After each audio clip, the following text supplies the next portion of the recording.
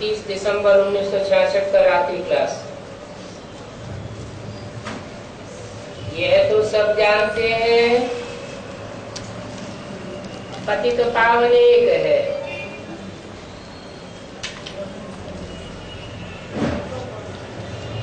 उनको कभी कृष्ण नहीं कहेंगे। जो पतितों को पावन बनाने वाला है उनको कृष्ण नहीं कहेंगे। कृष्ण नहीं कहेंगे। और सारे भक्ति मार्ग में तो यही जानते हैं, एक एक कृष्ण ही आकर्षण करने वाला है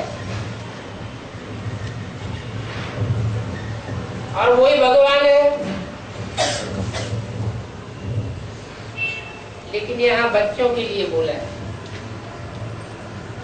सब बच्चे अभी जानते हैं कि जो पतितों को पावन बनाने वाला एक है वो कृष्ण नहीं है, क्योंकि कृष्ण तो बच्चा गाया हुआ है। राम बाप को कहा जाता है। ये बात सब बच्चे जानते हैं। जो ऊंचे से ऊंचे भगवान है, जो कभी ऊंचे नीचे नहीं होता, ऊंचा ही रहता है, जिसके लिए गाते हैं ऊंचा तेरा धाम, ऊंचा तेरा नाम, ऊंचा तेरा काम। काम के आधार पर ही ऊंचे से ऊंचे नाम भी होता है। उनको मनुष्य तन है नहीं। कौन से सन की वाणी है? 66। उनको मनुष्य तन नहीं है, इनको मनुष्य तन है। इनको माने किनको? माने जो कृष्ण की आत्मा का अंत में चोला है उसका अपना तन है। और जो ऊंच जो ऊंच भगवान के रूप में प्रत्यक्ष होता है संसार में, उनको अपना तन नहीं है।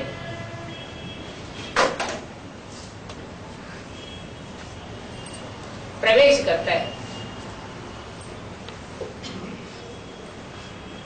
वह ब्रह्मा विष्णु शंकर से भी ऊंचे है। जो ऊंचे से ऊंचे भगवान कहा जाता है। क्यों ऊंचे है? जो त्रिदेव कहे जाते हैं, 33 करोड़ देवताओं में सबसे ऊंचे माने जाते हैं, उनसे भी वो ऊंचे से ऊंचे भगवान क्यों कहा जाता है?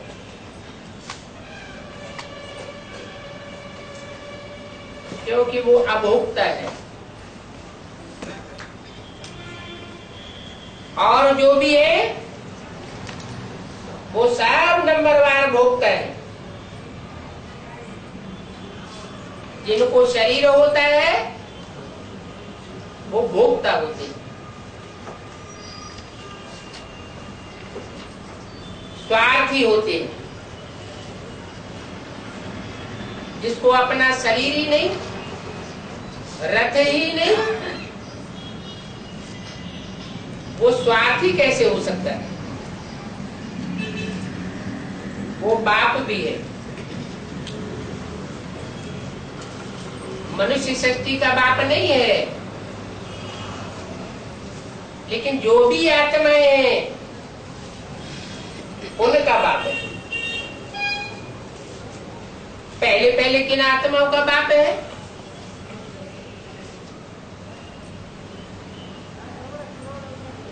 जो सृष्टि रूपी रंगमंच पर आज से ही आकर के आत्म के स्टेज में पार्ट बजाती है। जो पूरे 84 जन्म लेने वाली देव आत्माएं गाई जाती हैं,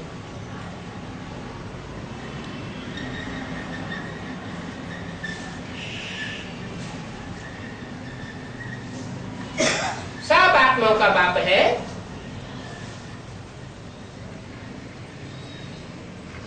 और पतितों को पावन बनाने वाला गाया जाता है। तो बताते हैं कि पतितों को पावन बनाने के लिए क्या युक्ति अपनाते हैं और क्या युक्ति बताते हैं। बताते हैं, माम एकम याद करो, मुझे एक को याद करो। एक को याद करो। आत्मा तो ढेर है, किस एक को याद करें। कहते हैं भोक्ता को याद करो, जो सदा शिव है, सदा कल्याणकारी है, कभी अकल्याणकारी नहीं बनता, कभी देह के बंधन में नहीं आता। क्योंकि उसे अपना रथ नहीं है। वो कहते हैं मुझे याद करो, तो कैसे पता चलेगा। कहते हैं मुझे याद करो, मानो कोई मुख भी है।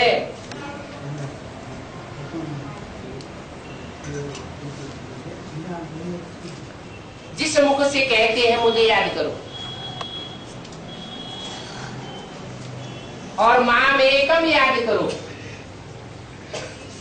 कोई दूजा में याद न करो, मुझे ऊंचे से ऊंची पार्टधारी को याद करो। तब जब पार्ट की बात आती है, ऊंची से ऊंची की बात आती है, तो इस सृष्टि की बात होगी या सोल वर्ल्ड की बात होगी। इस दुनिया में ऊंचे से ऊंच और नीच से नीच का सवाल होता है। परम धाम की तो बात ही नहीं। तो कहते हैं मुझे याद करोगे तो तुम्हारे जो भी विपरीत कर्म है, पाप कर्म है, श्रीमत के बरखिलाफ किए हुए कर्म है, वो सब भस्म हो जाएंगे। कई कहते हैं कि कैसे युक्ति से समझावे जो कोई झट समझ जावे। अब पतित पावन बाप ही तो सर्व आत्माओं को पावन बनाते हैं। भगवान वाक्य भी है, मुझे याद करोगे तो तुम पावन बनते जाओगे।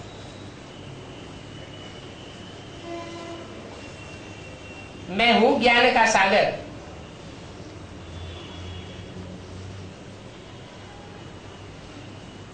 मुझे याद करो। तो सागर है, सागर से मिसाल दी है। तो सागर ऊपर होता है या नीचे होता है? सागर परमधाम में होता है। अगर परमधाम में कहें भी कि वो सुप्रीम सोल रहता है, तो वहां प्रत्यक्ष नहीं हो सकता सागर के रूप में। वो जब तक इस सृष्टि पर नहीं आवेगा, तब तक वो ज्ञान सागर के रूप में प्रत्यक्ष नहीं हो सकता। क्योंकि सागर का मिसाल तब ही दिया जा सकता है इसमें अगाध जल राशि समाई हुई हो। वो जल तो स्थूल जल है। उदाहरण दिया जाता है स्थूल जल से। जैसे स्थूल कपड़ों को साफ करने के लिए जल चाहिए, वैसे ही आत्मा के मन को साफ करने के लिए ज्ञान जल चाहिए। तो मैं अगाध ज्ञान जल वाला हूं, मैं ही पतितों को पावन बनाने वाला हूं। जैसे सागर में नदियां जाकर के समा जाती हैं, बादलों का सारा पानी सागर में समा जाता है, छोटे मोटे गड्ढे गलीचियां, छोटे बड़े तालाबों की तो बात ही नहीं, उनका जल भी पहले नदियों में जाता है, नदियों से सागर में जाता है। तो ऐसे ही जो भी मनुष्य आत्माएं हैं, जो भी देवात्माएं हैं, और उनमें जो भी ज्ञान भरा हुआ है, वो ज्ञान सीमित है, और वो सीमित ज्ञान मेरे में समा जाता है। भक्ति मार्ग में कह दिया है, आत्मा एक बुलबुला है। जैसे सागर में बुलबुले होते हैं, वो सागर में समाये जाते हैं। कोई छोटा बुलबुला है, कोई बड़ा बुलबुला है। अब जो भी बुलबुले हैं, उनमें तो खारी जल ही होगा ना।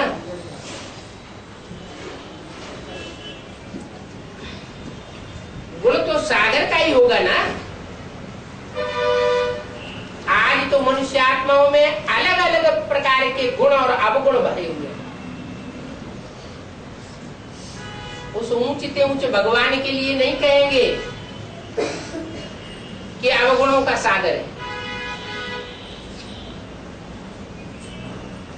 वो तो गुणों का सागर है। गुण निधान कहा जाता है।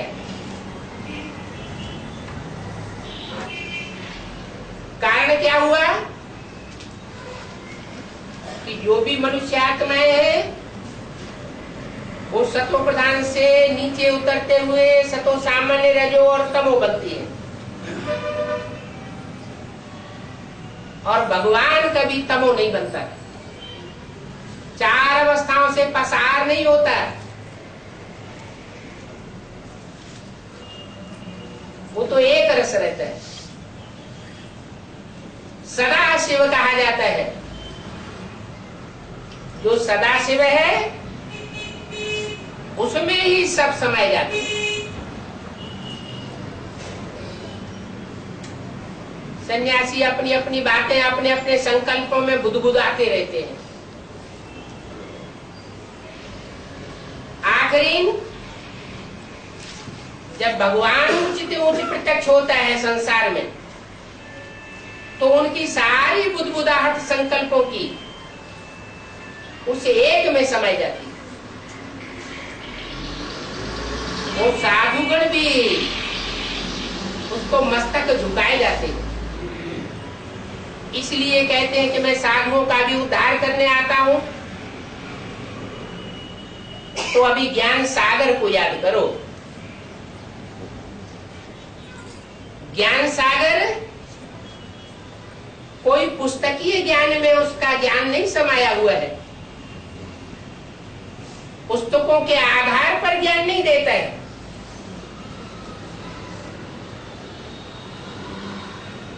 वो तो सीमित है। पुस्तकों का ज्ञान सीमा में बंधा हुआ है,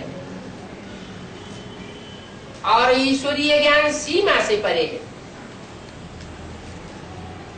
असीम ज्ञान राशि समाई हुई है। उस ज्ञान सागर बाप से ही तुम बच्चों को वर्षा मिलता है,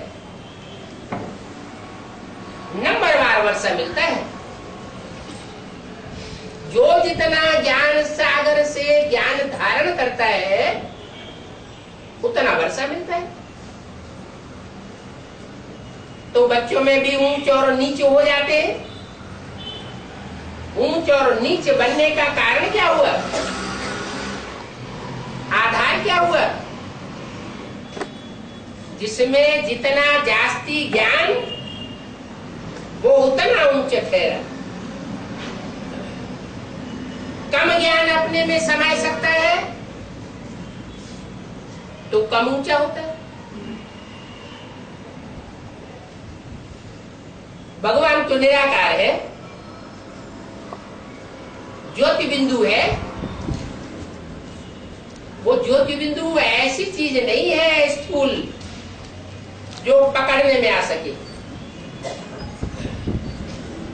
मन बुद्धि रूपी आत्मा से ही पकड़ी जा सकती है, और वो पकड़ नंबरवार होगी। हर मनुष्य आत्मा एक जैसी उसकी पकड़ नहीं कर सकती।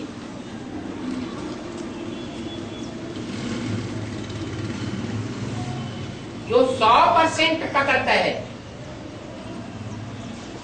उसके लिए बोला है जानत तुम्हें तुम्हें हुई जाए।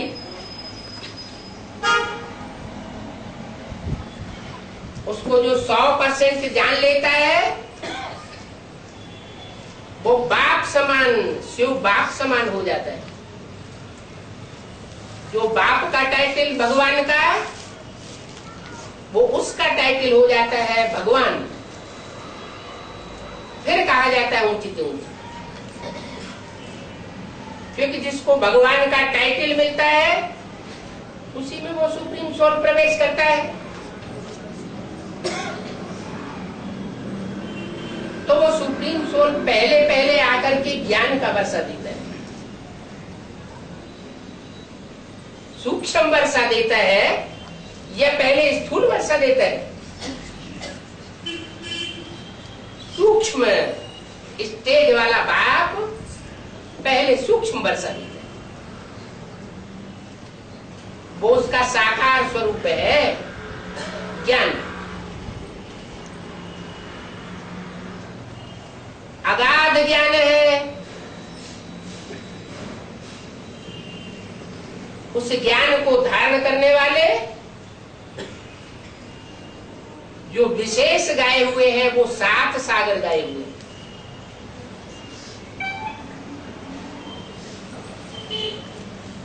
वो सीमा में बंधे हुए हैं।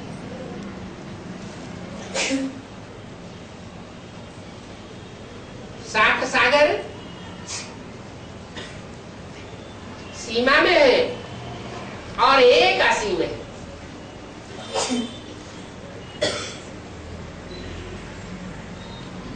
तो जो असीम है वो असीम आकर के बताते हैं कि मुझे याद करो। छोटे छोटे गड्ढे गड़ीचियों को, नदी नालों को याद न करो,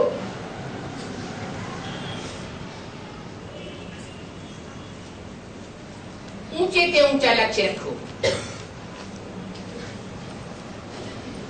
ऊंच से ऊंच को याद करेंगे तो ऊंच से ऊंच वर्षा मिलेगा। तुम पावन बनते जाओगे। ऊंच से ऊंच वर्षा है शांति धाम सुख धाम का।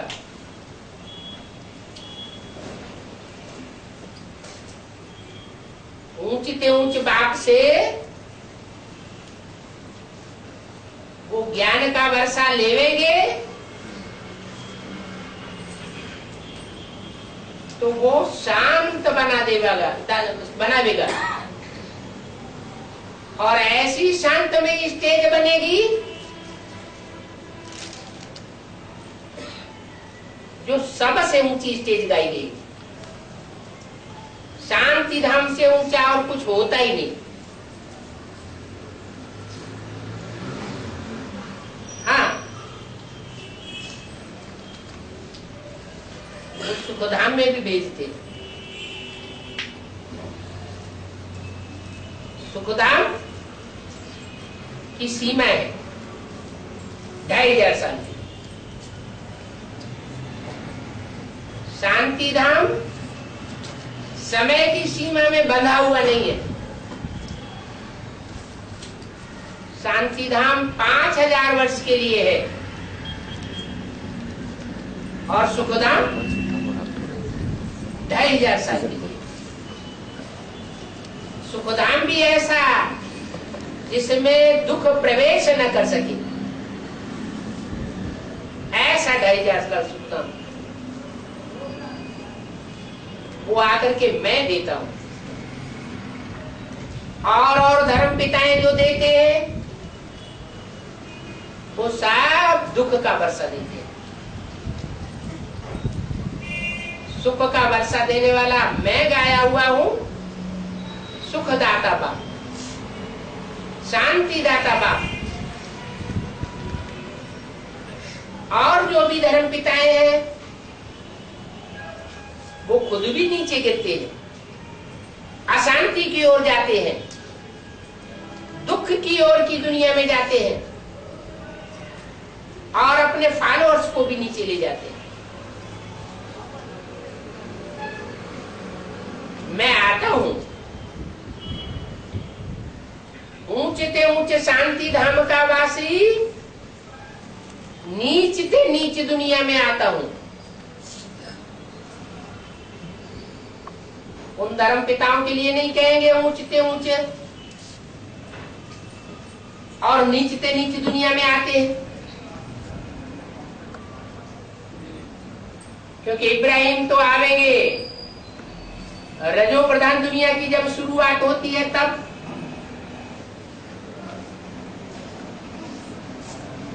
शंकराचार्य मोहम्मद आवेंगे तब जब रजो प्रधान दुनिया का अंत होता है। गुरु नानक, महर्षि दयानंद, ये दुनिया तामसी होने से कुछ पहले आ जाते हैं। तो एकदम तमो प्रधान नीची दुनिया में नहीं आते। और मैं कब आता हूं? जब ये दुनिया एकदम तमो प्रधान बन जाती है। कोई कहे कि सन 36 में एकदम तमो प्रधान बन गई थी क्या? सन 36 में दुनिया ज्यादा तमो प्रधान थी या अभी ज्यादा तमो प्रधान है, या अभी और आगे चल के जास्ती तमो प्रधान बनेगी? है? आगे चल के बताया है, बाप ही बताते हैं ब्रह्मा द्वारा। क्या बताया? कि बंदरों में सल मनुष्य हो जाएंगे। बंदर में तो वैसे ही विकार जास्ती होते हैं, और जैसे बंदर होते हैं काम विकार भोगते हैं, तो सबसे ऊंची स्टेज पर जाकर बैठते हैं और काम विकार सबके सामने भोगते हैं। उनको कोई हया शर्म लिहाज की बात नहीं। ऐसी दुनिया बन जाएगी। मैं तब प्रत्यक्ष होता हूं संसार के सामने। तो सन 36 में प्रत्यक्ष नहीं हुआ क्या? प्रत्यक्ष होना माना जन्म लेना। जैसे बच्चा होता है वो तो बाद में बच्चा बनता है, गर्भ से बाद में प्रत्यक्ष होता है। पहले तो आत्मा गर्भ में प्रवेश करती है ना। ऐसे ही सन 36 में निर्जीव गर्भपिंड में प्रवेश किया, या सन 76 में भी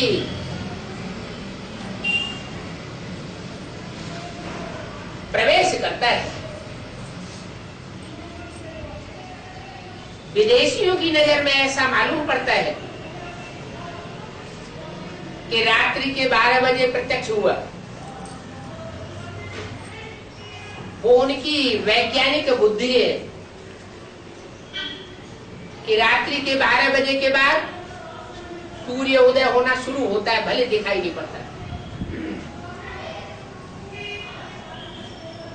लेकिन बच्चे का जन्म तभी कहा जाता है जब वो गर्भ से बाहर आता है। गर्भ होता है गुप्त,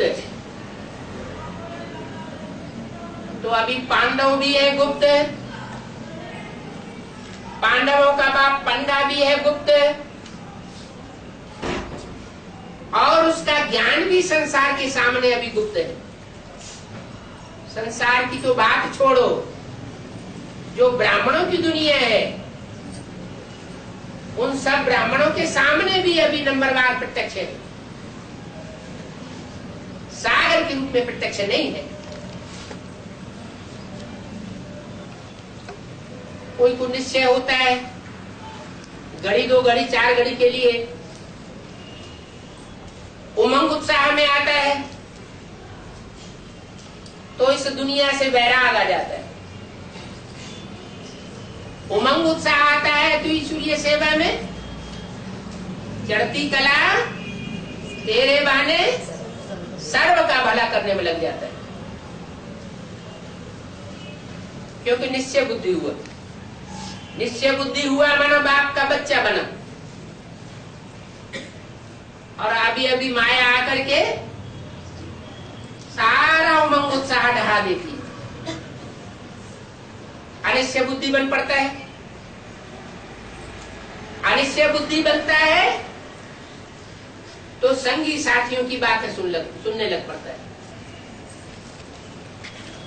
ये ऐसा कहता है, वो वैसा कहता है, ये बात ज्यादा सस्ती है, वो बात झूठी है। मनुष्य मत पर चल पड़ता है या मनमत चलाने लग पड़ता है। अच्छा सर्व सेवन होगा, वाहवाही ज्यादा उड़ी होगी तो अहंकार में आ जाता है। अहंकार में आता है तो मनमत चलाता है। वो अहंकार कभी कभी इतना भी बढ़ जाता है कि शिवो हम बन करके बैठ जाता है। ब्राह्मणों की दुनिया में ही ऐसे हैं जो समझते हैं कि भगवान ब्रह्मा के तन में आया, ज्ञान सुना के चला गया, अब नई दुनिया स्वर्ग की स्थापना हम करेंगे। बाप कहते हैं ये करिश्मा दुनिया में कोई नहीं कर सकता जो मैं आकर के करता हूं और तुम बच्चों के द्वारा कराता हूं। मैं आकर के पुरानी दुनिया को नई दुनिया बनाकर जाता हूं, नरक की दुनिया के बीच तुमको स्वर्ग का वर्षा दे करके जाता हूं।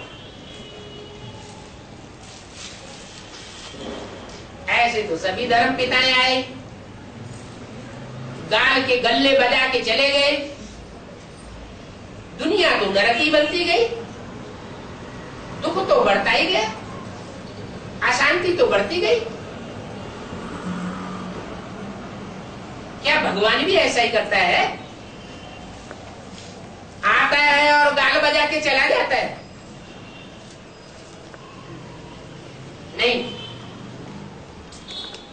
भगवान तो खुद करण करावन हार गाया हुआ है, करता भी है और कराता भी है।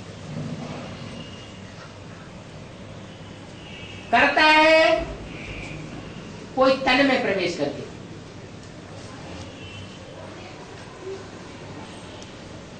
और कराता भी है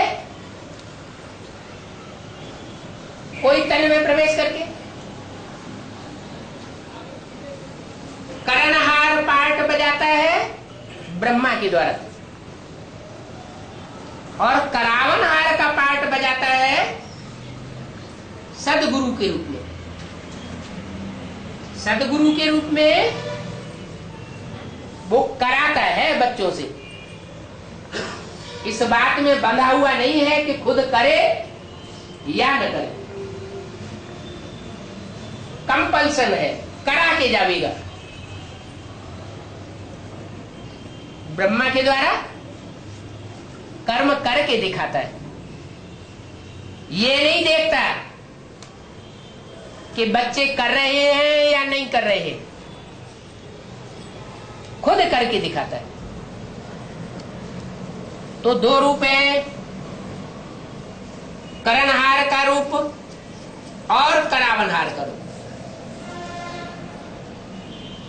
करावनहार का रूप सख्त रूप है,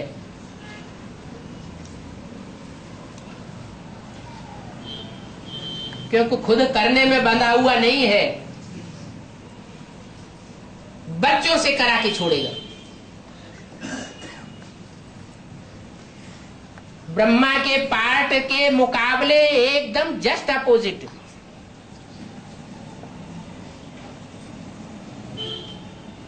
कहते भी हैं तुम सुखधाम जाना चाहो या न जाना चाहो, शांति धाम जाना चाहो या न जाना चाहो, तुमको लेकर के जाऊंगा,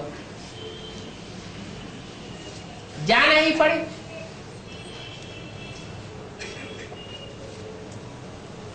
कोई है जो गांठ बांध करके बैठे हुए कि देखें बाप कैसे हमको मनुष्य से देवता बनाते हैं, राक्षस से देवता बनाते हैं, हम भी तो देखें। बाप कहते हैं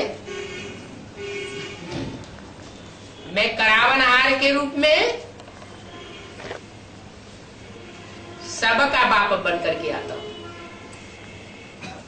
राक्षसों का भी बाप बन करके आता हूं, तब करावनहार गाया हुआ हूं, करा के छोड़ूंगा। इसलिए बोलते हैं बच्चे तुम्हारा बाप आया हुआ है। किसका बाप आया हुआ? सिर्फ देवताओं का बाप आया हुआ है? नहीं, जो अपने को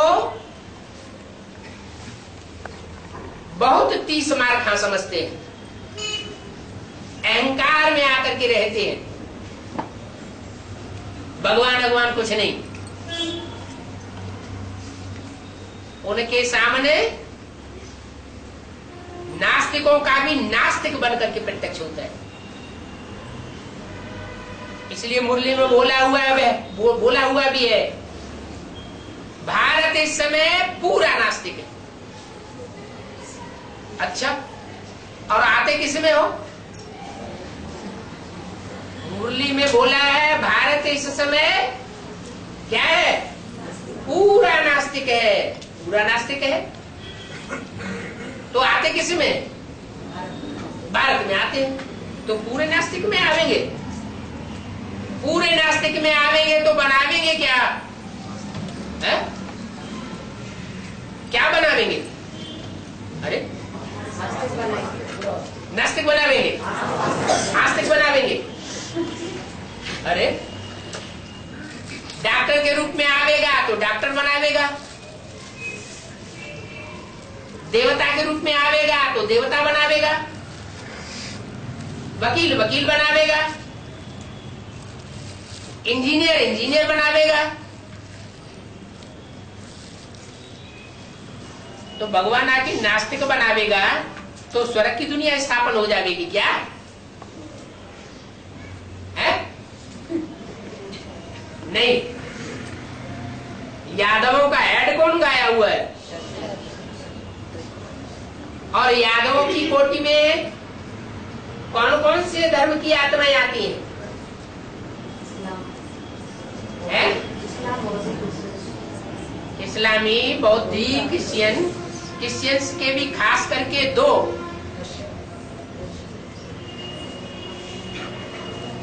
एक बाइबल को मानने वाले और दूसरे बाइबल और गिरजाघर को न मानने वाले।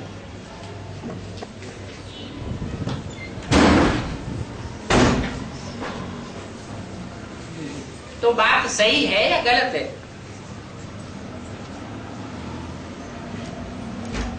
नास्तिक में आता है या देवात्मा में आता है? नास्तिक में आता है, देवात्मा में आता है। शंकर यादवों का ऐड है, शंकर के साथ शिव को मिलाया हुआ है और किसी 33 करोड़ देवता में से किसी के साथ शिव को मिलाया हुआ नहीं है। कारण तो जरूर कोई होगा कि शिव को शंकर के साथ ही क्यों मिलाया हुआ है? क्या कारण हुआ है? शंकर का एक स्वरूप ऐसा है जिसको राक्षस भी मानते हैं और देवता भी मानते हैं, वो देवताओं को भी वरदान देने वाला है और राक्षसों को भी वरदान देने वाला है। वो स्वभाव संस्कार नहीं देखता, इसका अच्छा स्वभाव है तो इसको ज्यादा दे दूं, इसका खराब स्वभाव संस्कार है तो इसको नहीं दे दूं। वो सबका बाप है, सबका बाप बन करके आता है, और जिसमें भी आता है वो सिर्फ देवात्माओं का ही बाप है या सारी मनुष्य सृष्टि का बाप है? सारी मनुष्य सृष्टि का बाप है। तो जो सारी मनुष्य सृष्टि का बाप है वो नास्तिकों का बाप नहीं होगा। सबसे जास्ती नीचे गिरेगा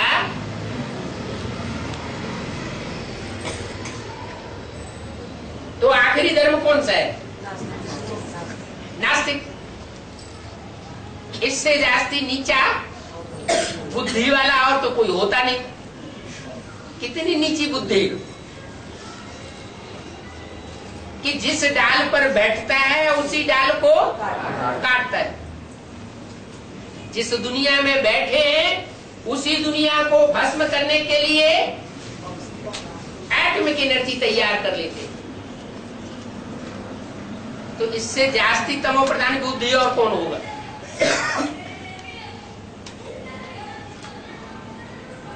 तो बाप विदेशी बन करके आते हैं, नीचते नीच में आते हैं और नीचते नीच में भी आकर के उसको ऊंचते ऊंच बनाते हैं। माना नास्तिकों में भी कोई कोई आत्माएं हैं जो श्रेष्ठ पार्ट बजाने वाली है। क्या? नहीं तो गाया नहीं जाता। राम राजा राम प्रजा राम साहूकार। माना राम की आत्मा हमेशा राजा ही नहीं बनती, क्या बनती है? प्रजा भी बनती है।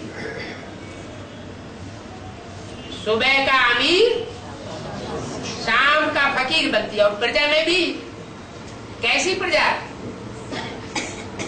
कैसी प्रजा? फकीर, बेगर। बेगर के हाथ कुछ भी नहीं होता। बेगर तो उसे कहा जाता है जिसके पास कुछ भी ना हो। ऐसे बेगर को आकर के मैं बेगर टू प्रिंस बनाता हूं।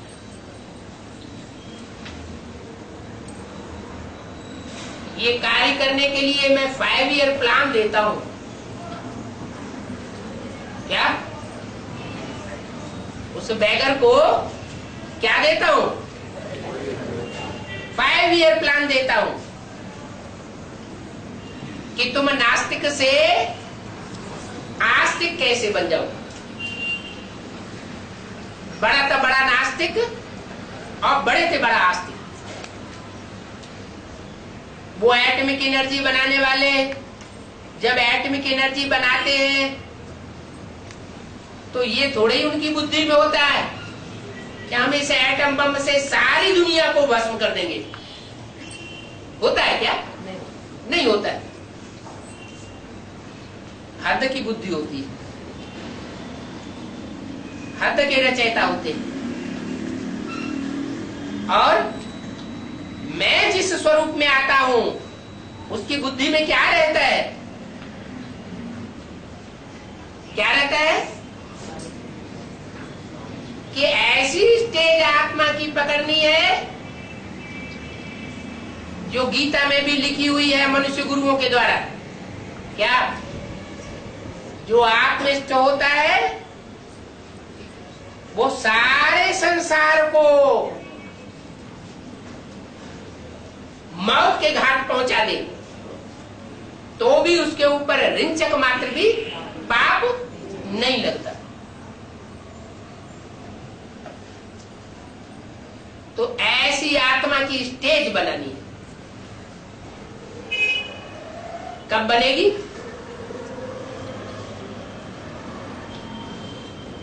जब अब माम एकम याद करो।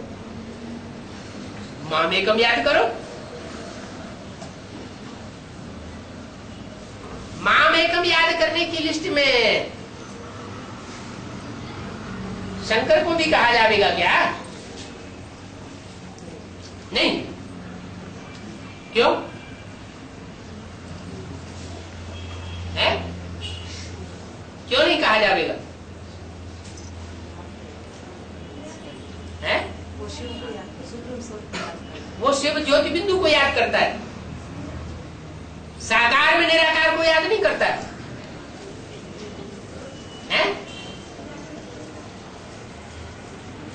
अगर साकार में निराकार को याद नहीं करता तो शंकर नारायण कैसे बनेगा? है?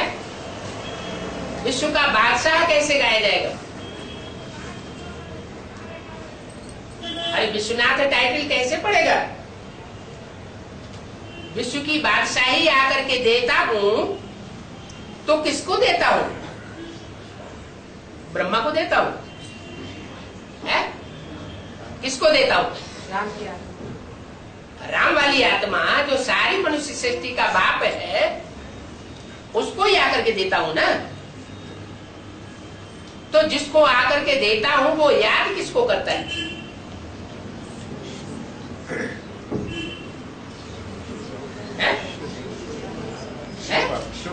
शिव बाप को याद करता है, माने ज्योति बिंदु को याद करता है। इसका मतलब कि बेसिक नॉलेज में जिन्होंने ज्योति बिंदु को याद किया वो सारे नंबरवार विश्व के मालिक बनने चाहिए। है? या जो बेसिक नॉलेज में अभी भी ज्योति बिंदु को याद करते हैं वो सारे ही विश्व के मालिक बनने वाले हैं ना? नहीं, मेरी बात तो झूठी हो गई है? अरे जो विश्व का मालिक बनने वाला है वो ऊंच से ऊंच प्राप्ति करता है या नीच प्राप्ति करता है? ऊंच से ऊंच प्राप्ति करता है। और बच्चों को भी जो रास्ता बताया जाता है वो ऊंच से ऊंच बनने का रास्ता बताया जाता है या नीचा रास्ता बताया जाता है? ये तो कोई बच्चे को नहीं कहा कि तुमको आज की लिस्ट में नहीं आना है जब तक टू लेट का बोर्ड न लग जाए। चलो मुरली में आया है 76 बाप का प्रत्यक्षता वर्ष। 76 में बाप प्रत्यक्ष हुआ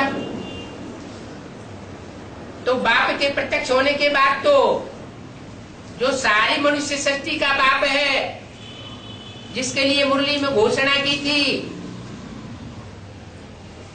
कि 10 वर्ष में पुरानी दुनिया का विनाश और नई दुनिया की स्थापना हो जाएगी,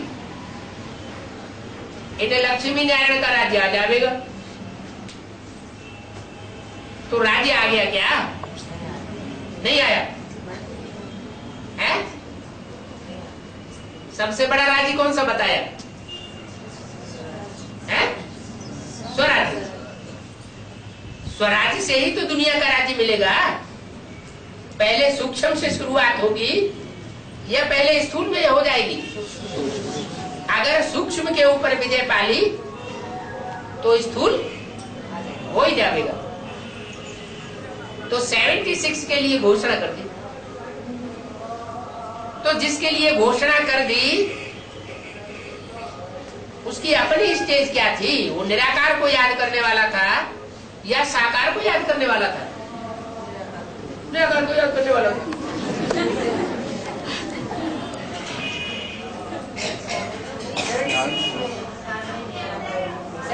में तो 76 में तो निराकार को याद करता था, आज भले साकार को याद करता हो।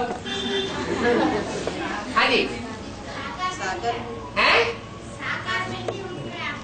हाँ, साकार में निराकार को याद नहीं कर सकता है। सुगुणा माता कह रही पीछे बैठे बैठे कि साकार में निराकार को याद नहीं कर सकता क्या है? और साकार में याद करना उसके लिए कठिन होगा या सहज होगा? है? क्योंकि पराये शरीर में याद करना तो थोड़ा मुश्किल होता है, और सबसे ज्यादा प्यार किससे होता है? आत्मा को, अपने शरीर से। तो अपने रथ से जब जास्ती प्यार होता है तो अपने रथ में याद करना सहज होता है या कठिन होता है? सहज होता है। तो जब जो सहज काम है और सहज राजयोग है वो करना चाहिए या कठिन करना चाहिए? सहज कर लेना चाहिए। तो ये बात बुद्धि में क्यों नहीं आई है? क्यों नहीं आई? क्या कारण हुआ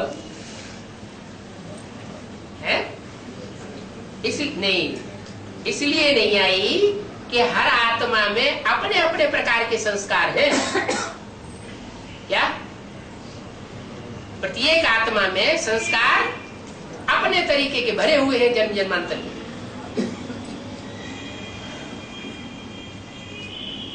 कोई 100% स्वचिंतन वाली होती है और कोई नंबरवार स्वचिंतन वाली होती है। कोई 100% परचिंतन वाली भी होगी और कोई नंबरवार परचिंतन वाली होती है। तो भक्ति मार्ग में ये बात कहां से निकली? कहीं से तो निकली होगी। क्या क्या बात? आत्मा सो ये भक्ति मार्ग में ये बात निकली है कि नहीं? क्या? आत्मा सो परमात्मा। तो कहां से निकली? संगम युग में से निकली। कैसे है? पहले कहां से निकली? जो सारी मनुष्य सृष्टि का पिता है, उस मनुष्य सृष्टि के पिता में वो सुप्रीम सोल प्रवेश करता है।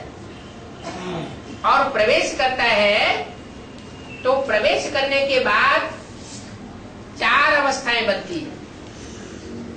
कौन कौन सी 4 अवस्थाएं? सतो प्रधान, सतो सामान्य, रजो और तमो। जब सतो प्रधान स्टेज होती है तो सच्चाई के स्टेज में टिकी हुई आत्मा होगी प्रजापिता की, या झूठ को पकड़ लेगी। इसीलिए मुरली में बोला है, क्या बोला है? कि ज्ञान भी 4 अवस्थाओं से पसार होता है। सतो प्रधान, सतो सामान्य, रजो और तमो। अच्छा, माने सन 76 में जो एडवांस नॉलेज निकली थी वो सात्विक थी, और अभी तामसी है। मैंने अभी टीवी में देखना शुरू कर दिया है तो तामसी है।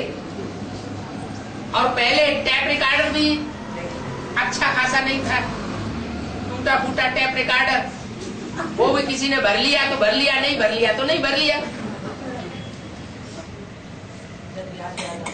अच्छा, शुरुआत की जो वाणियां हैं क्लैरिफिकेशन की, वो ज्यादा पावरफुल है या अभी की वाणियां ज्यादा पावरफुल है? पहले वाली जो वाणियां हैं जो टैप रिकॉर्डर में हम सुनते हैं वो बहुत पावरफुल है। क्या? इतनी पावरफुल है कि प्रजापिता की सोल भी उस वाणी को अगर सुनती होगी तो उसको भी उमंग उत्साह बढ़ जाता होगा। क्यों बढ़ जाता है? नहीं, इसलिए बढ़ जाता है कि जिस मुख के द्वारा वाणी बोली गई है वो मुख उस आत्मा का है जो सुप्रीम सोल कहा जाता है। जिस समय वाणी बोली गई उस मुख से, तो वो मुख किसका हुआ? जिसने यूज किया उसका हुआ ना। तो यूज किसने किया? सुप्रीम सोल ने यूज किया। तो उस समय ये कहा जाएगा ये उसका मुख है। तो उस समय जो बोली हुई वाणी है वो प्रजापिता की वाणी तो नहीं है ना। तो जब प्रजापिता की वाणी नहीं है और जिसमें प्रवेश करता है वो तामसी होता है, तो तामसी आत्मा जब दोबारा उस वाणी को सुनेगी तो उमंग उत्साह में आएगी या नहीं आएगी? आएगी। तो सुप्रीम सोल बाप जिस तन में प्रवेश करते हैं वो नीचे से नीचे नास्तिक का पार्ट बजाता है। इसलिए बोला कि भारत इस समय पूरा नास्तिक है। क्या नास्तिक किसको कहा जाता है? जो बाप को नहीं जानता है। हाँ? हाँ? जो बाप को नहीं जानता और बाप की रचना को नहीं जानता, और जो बाप को जानता है और बाप की रचना को जानता है वो आस्तिक। इसका मतलब क्या हुआ कि प्रजापिता वाली सोल बाप को नहीं जानती है? जानती है या नहीं जानती? जानती है। तो फिर पक्का निश्चय हो जाना चाहिए कि सृष्टि का रचयिता कौन है। और जब पक्का निश्चय हो जाए तो उस स्टेज में टिक भी जाना चाहिए क्या कि मैं इस सृष्टि का रचयिता हूं। तो टिक जाता है क्या? नहीं टिक पाया। 76 में तो नहीं। 76 अभी टिक गया है? अगर उस स्टेज में टिक जाए कि मैं स्वयं रचयिता हूं तो दोष लग जाए। क्या दोष लग जाए? हैं? संशोधन नहीं, शिवो हम कहने वाले कौन है? हिरण्यकश्यप।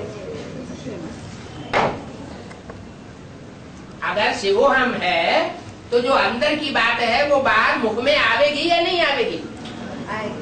अंदर से है, बैठा हुआ है कि शिव मेरे द्वारा कार्य कर रहा है।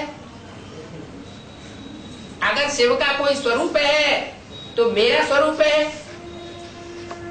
तो शिव तो बड़े से बड़ा आरसी है ना, बड़े से बड़ा शीशा है। जहां शीशा होगा वहां अंदर की बात बाहर आएगी या नहीं आएगी? बाहर आ जाएगी। जो अंदर होगा वो बाहर आ जाएगा।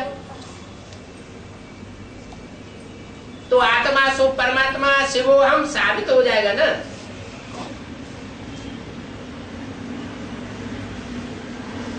तो अगर ये साबित नहीं हुआ कभी भी तो दुनिया में भक्ति मार्ग में ये शिवो हम का नारा लगाते रहे हैं शंकराचार्य और उनके फॉलोअर, और आत्मा सो परमात्मा बोलते रहे हैं। इन्होंने किसको देख करके बोलना शुरू किया? बाप कभी बोलता है कि मैं आत्मा सो परमात्मा हूं? बोलता नहीं है, है? भले अभी नहीं बोलता है। क्या? अभी नहीं बोलता है, लेकिन लास्ट स्टेज में जाकर जब इस दुनिया का खात्मा करना होगा, क्या एटॉमिक एनर्जी के विस्फोट के आधार पर सारी दुनिया का जब खात्मा होगा वो किसकी प्रेरणा से होगा? तो उस समय वो नास्तिक होगा या आस्तिक होगा? क्या होगा? कहते हैं प्रभुता पाहि काहि मद नाही। जिसको प्रभुता मिल जाती है, सत्ता मिल जाती है, उसको अहंकार जरूर होता है।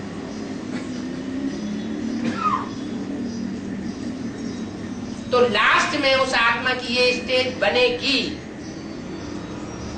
और ये बनना जरूरी है। क्यों? क्योंकि जब तक ये असुरों की दुनिया खलास नहीं होगी, तब तक देवताओं की दुनिया प्रत्यक्ष नहीं हो सकती। देवताओं की दुनिया की स्थापना पूरी नहीं हो सकती। इसलिए बोला है राम ही रावण बनता है, कृष्ण ही कंस बनता है।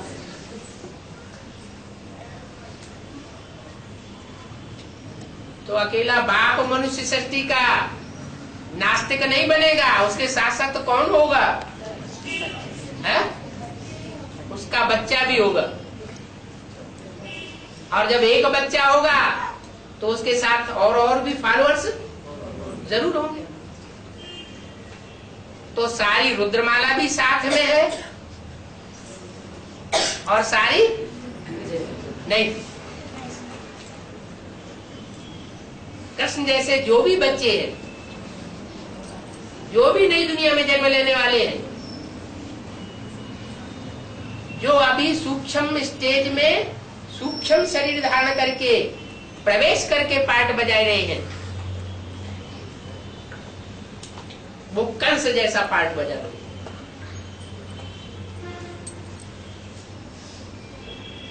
इसलिए बोला कि राम ही रावण बनता है और कृष्ण ही कंस बनता है।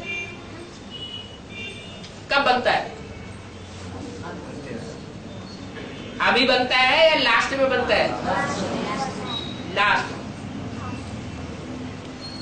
क्योंकि जो ऊंचते ऊंच पार्टधारी है वो नीचते नीच भी बनता है। जो ज्यादा ऊंचा नहीं जाएगा वो ज्यादा नीचे भी नहीं जाएगा। ज्यादा लंबा क्यों देखा जाए? सीढ़ी के चित्र में कृष्ण भी दिखाया हुआ है। अंत में कृष्ण का अंतिम चोला और राम वाली आत्मा भी दिखाई हुई है। किस रूप में है? हाँ, राम की आत्मा बैगर के रूप में पड़ी हुई है और कृष्ण खड़ा हुआ है। कृष्ण की आत्मा कोई चोले में, अपने अंतिम चोले में खड़ी हुई है। एक बिल्कुल पड़ी हुई है और एक खड़ी हुई है। तो जो अंतिम जन्म में भी खड़ी हुई है, उसका क्रिश्चियन और क्राइस्ट के साथ मेल मिलाया जाता है। क्या मेल मिलाया जाता है? कृष्ण और क्राइस्ट की एक ही राशि। क्राइस्ट को अगर क्रॉस पर चढ़ाया गया, क्रॉस माना कांटे पर, कीले ठोकी गई,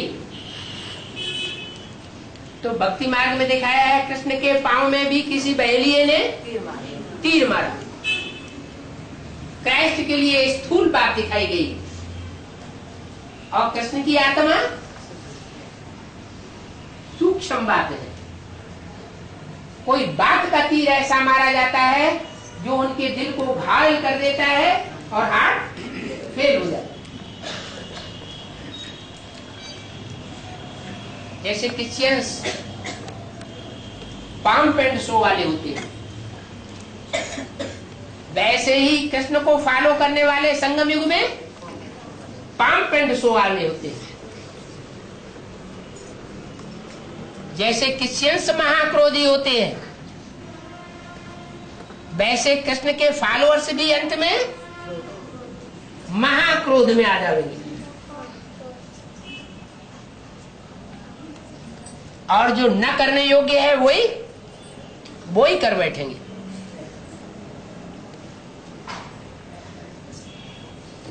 इसलिए बोला राम रावण बनता है और कृष्ण कंस बनता है। अपने अपने टाइम का पार्ट रुधा हुआ है। हर आत्मा एक जैसा हमेशा पार्ट नहीं बजाती। हर आत्मा सदा सतो प्रधान का पार्ट नहीं बजाती। हर आत्मा सदैव तामसी होने का पार्ट नहीं बजाती। इसे ड्रामा में नूद हुआ पड़ा है। कब नूद होता है? अभी संगम युग में नूद हो रही है। हम अनुभव करते हैं, कभी न चाहते हुए भी हमारी अवस्था बहुत अच्छी बन जाती है और हम पूरे पूरे परमार्थी बन जाते हैं। जैसे खुद को ही अनुभव होता है कि स्वार्थ का हमारे में नाम निशान नहीं। और कभी ऐसी अवस्था गिर जाती है कि गिरी हुई अवस्था का अपने को भान ही नहीं होता। पूरे ही स्वार्थी बन जाते हैं। ये अप एंड डाउन हर ब्राह्मण के जीवन में चल रहा है। एक रस स्टेज अभी भी किसी की नहीं बनी है। बल अव्यक्त वाणी में बोल दिया है कि बाप दादा चाहे तो वापस जा सकते हैं। बाप माना कौन? मनुष्य सृष्टि का पिता। और दादा माना कौन? जो मनुष्य सृष्टि का पहला पत्ता है, दादा। तो बाप दादा की ऐसी स्टेज है कि चाहे तो वापस जा सकते हैं, लेकिन जाते क्यों नहीं? इसलिए नहीं जाते कि वो निवृत्ति मार्ग के नहीं है। अगर निवृत्ति मार्ग के होते इब्राहिम, बुद्ध, क्राइस्ट, गुरु नानक की तरह, तो चले जाते। उनके जन्म जन्मांतर का पार्ट कैसा रुका हुआ है? प्रवृत्ति मार्ग का पार्ट। बाप ने आकर के उनको प्रवृत्ति मार्ग को श्रेष्ठ लक्ष्य दिया हुआ है। उस श्रेष्ठ लक्ष्य को अपनाने वाले कोई बाप ऐसे होते हैं, अपने बच्चों को बेच देते हैं। माताएं भी ऐसी होती है। बहुत परीक्षा आती है, अकाल पड़ता है तो बच्चों को बेच देते हैं। और कोई बाप ऐसे होते हैं कि इतने सात्विक स्टेज में होते हैं कि अपने बच्चों को अपनी नजरों के सामने दीवार में चिनवा देते हैं।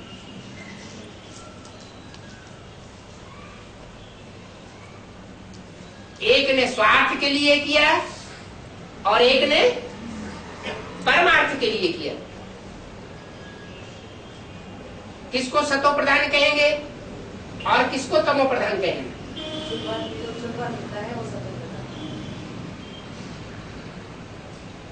वो कल्याण के लिए कार्य हुआ, दूसरों के कल्याण के लिए। और एक कार्य ऐसा हुआ कि जो सुनेगा हाय हाय करेगा। तो अंतर पड़ जाता है। ये वैरायटी झाड़ है। वैरायटी झाड़ में वैरायटी स्वभाव संस्कार की आत्माएं, हर तरह के उदाहरण वाली आत्माएं यहां मिलेंगी। अभी तो हिस्ट्री पूरी प्रत्यक्ष नहीं हुई। हिस्ट्री की जो बातें हमारे सामने आ रही है उनमें से बहुत सी बातें झूठी हमारे सामने आई है, क्योंकि हिस्ट्री लिखने वाले भी स्वार्थी थे।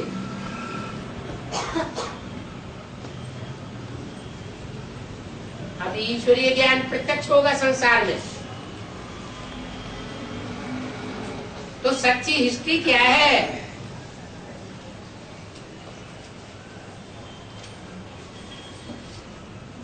उसकी भी खोज होगी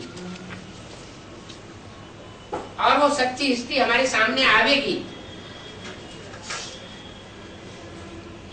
तब बहुत नई नई राज खुलेगी। सिर्फ हिस्ट्री की ही बात नहीं है, हर क्षेत्र में बहुत प्रगति होनी है, हर क्षेत्र में ज्ञान समाया हुआ है, चाहे वो ज्योग्राफी हो, चाहे केमिस्ट्री हो, चाहे साइंस हो, या साइंस का कोई भी तबक्का हो। अभी तो बहुत वंडरफुल बातें सामने आने वाली है। लोग समझते हैं कि साइंसदान जो खोज करके नई बातें निकाल रहे हैं वही सच्ची है, उनका प्रूफ और प्रमाण है, लेकिन नहीं, ये बात रंग है। एक थ्योरी निकाली थी साइंसदान ने कि मनुष्य पहले बंदर था, बंदर से क्या बन गया, धीरे धीरे बंदर लायक नहीं बन गया, मनुष्य बन गया, उसकी पूंछ खत्म हो गई। बाद में दूसरे साइंसदान ने उस थ्योरी को झूठा साबित कर दिया। तो क्या गारंटी है कि अभी जो बातें साइंसदान के द्वारा निकल रही हैं उनमें कहीं कोई त्रुटि नहीं है, कोई भूल हो सकती है या नहीं हो सकती है, हो सकती है, क्योंकि ईश्वरीय ज्ञान अपने में परिपूर्ण है, ईश्वर ही अपने में परिपूर्ण है, मनुष्य आत्मा पूर्ण है। मनुष्य का ही उसको जाता है जो भूलों का पुतला हो, मनुष्य से भूलें होती हैं, भगवान से भूल होने की कोई संभावना नहीं होती।